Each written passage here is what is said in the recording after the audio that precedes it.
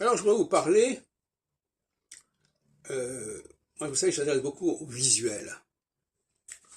Alors, nous sommes dans une société des visuels, jusqu'à preuve du contraire. Tout le monde sait reconnaître les hommes et les femmes, par exemple. Et tout le monde sait reconnaître les noirs, des blancs et des jaunes, les asiatiques. Donc ça, ce sont des reconnaissances évidentes. Alors, ce sont des reconnaissances qu'on peut qualifier dans un premier cas de genrées et dans l'autre cas de racisées. On n'y peut rien, c'est comme ça. Et ça veut dire que lorsqu'un homme est un homme, par exemple, on voit ça dans les toilettes, par exemple. Je pense dans les toilettes, les hommes et les femmes ne vont pas dans les mêmes toilettes. Et on voit tout de suite, on dit, voilà, ben vous avez une tête d'homme, vous allez chez les hommes, vous avez une tête de femme, vous allez chez les femmes. Ça c'est clair, c'est du genré. Alors certains diront, mais qu'est-ce que vous racontez, vous faites vous faites du genré, etc., de racisé, de sexualisé. Bon.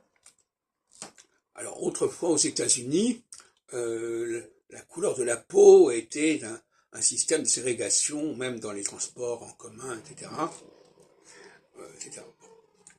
Je ne parle pas de questions vestimentaires, de signes ostensibles qui pourraient également faire l'objet de ségrégation. Mais là, on est en train de parler de choses qui est comme ça, qu'on ne peut pas changer.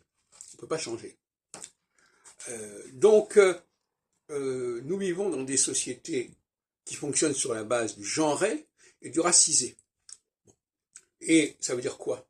Ça veut dire que lorsque un homme est là, eh bien, il affirme son côté masculin. Et quand une femme est là, elle affirme son côté féminin. Et c'est déjà une forme d'agression, quelque part, d'affirmer cette présence. De la même façon, un noir affiche un faciès particulier, qui n'est pas plus particulier d'ailleurs que le blanc, mais qui n'est pas le même. Et là aussi, il y a déjà une confrontation. Ce que je veux dire par là, c'est qu'il y a des confrontations physiques qui sont là objectivement, par-delà la dimension subjective, idéologique qui pourrait exister.